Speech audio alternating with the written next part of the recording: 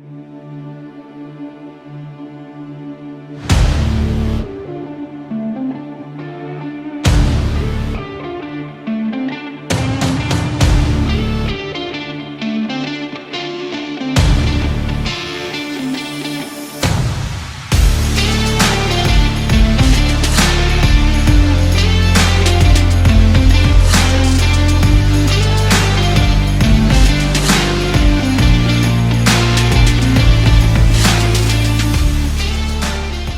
name is Aguko.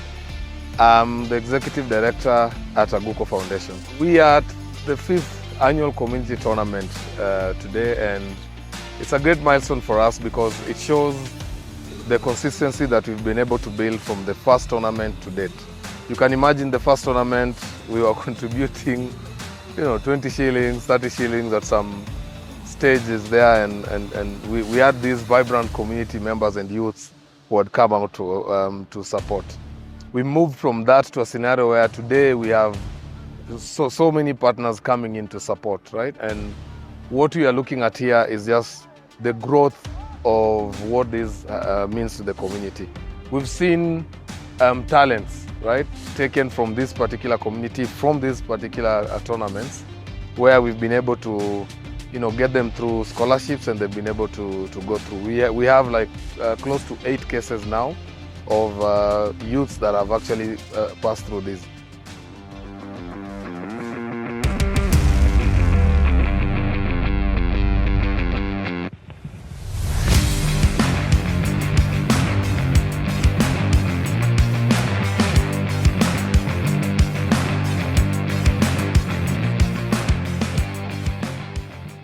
Well, for us returning to the same event or the same venue time and time again, we are not just focusing on hit and run kind of an event.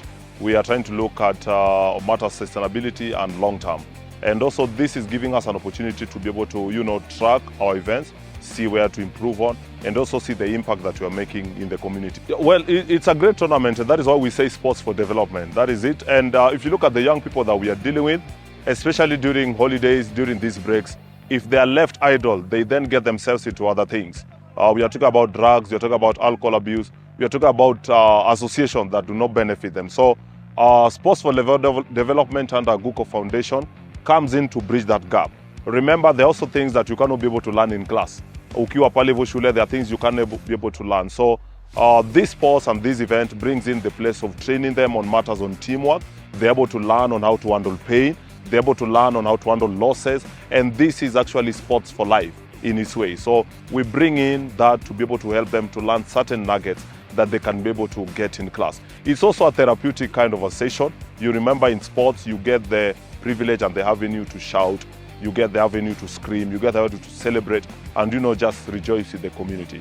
I'm Beatrice Wadiaga from Nyakach, currently serving as the CC for Sports, Culture, Gender and Youth Affairs, County Government of Kisumu. And I want to appreciate Lee through the Aguko Foundation. He reached out to me and told me he normally has a tournament, but I promised I will come, maybe on the closing or on the opening ceremony, but during our conversations we agree that I come in for the opening ceremony. So one thing that we must all agree, that we must have time to play, and we must also create time to make money. The reason why I'm saying this, if all of us was to pay the 100 weekly, then I believe you can even get some players volunteering to pay out of the small monies they make from the business or economic activity that they do. County has different programs that we run. The reason why I was majoring on agriculture. They support groups through NAV CDP who are doing business, and they bring for you input, and you're able to make money out of the business that you do.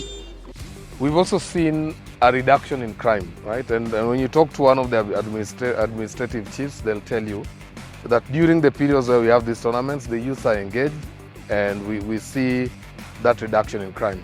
We've also seen an interest in terms of girls also participating. In the first tournament, there are no girls. second edition, we had probably 3 or 4 girl teams. Now we have 8 girl teams. So there's that particular growth in terms of including girls. So for us, as an organization, we are happy that year after year we're improving and impacting the community in various ways. Nataka kuwa challenge nyinyi vijana. Nataka niwaone hapa nyinyi wote next year. Mkuwe hapa sababu hamtakuwa mmecommit crime, mtakuwa mmecommit kwa ball na mtakuwa mmecommit kusaidia community yenu. So mimi nataka nikikuja next year niwapate hapa. Ama kama utakuwa hapa, utakuwa umepanda. Maisha yako imebadilika, si ndio? Lakini tusisikie ati huyu alizikwa, huyu alikufa, hapana. And one of the things that we're very proud of here is that the tournament that we organize is more community driven than partner driven.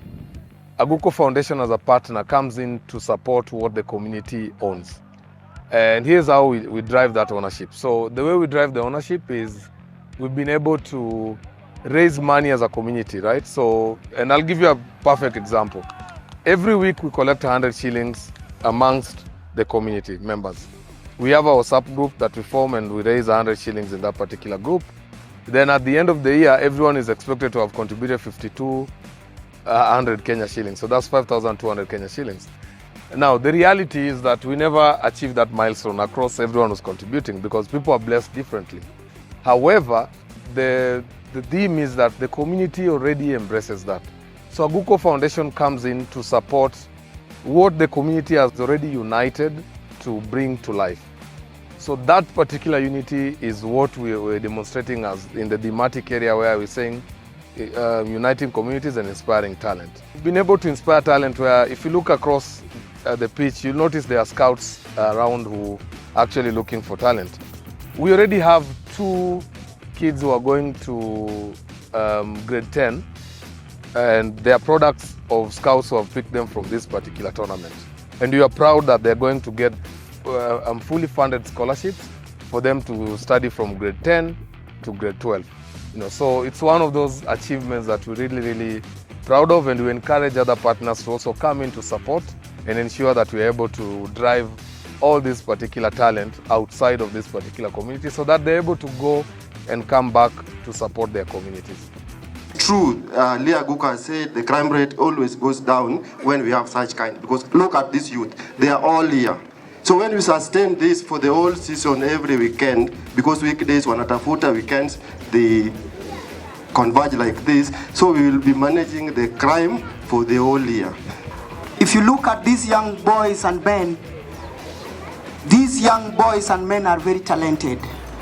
And most of them are good players. But what we lack is publicity. We lack publicity. And when I see SportsPesa around, therefore, we believe that these players, they will go far because of the publicity of the SportsPesa. A moment that captured the spirit of the tournament, definitely. So this year, we had different teams that were coming from different locations. And one of the things that we were proud of was when 2 home teams were playing in one area.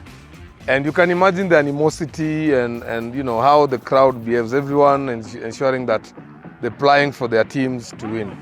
Now, when their team didn't win, right, when the host team lost, we were very happy when we saw the crowd from the host team now decided to support the different team that is coming from the same community playing against another team that is coming from outside. Now, I don't know how people will call that, but for me, it showed the unity of purpose that we're trying to bring into the tournament. We also saw an incident where there's a player who got hurt and everyone stopped and everyone attended to that particular player. They forgot about winning and they forgot about everything else. They became human first to make sure that that kid or the player was playing is actually taken to hospital. And that captured a lot for us. The vision for us in the coming years is simple. We want to move away from the events quote unquote, where we do it annual, to a scenario where it's a program that runs at least for even half of the year. For me, my parting shot to the youth is that, number 1, be consistent. Always show up on the training. Number 2, be disciplined. There's nowhere you will go without discipline. And number 3, be coachable.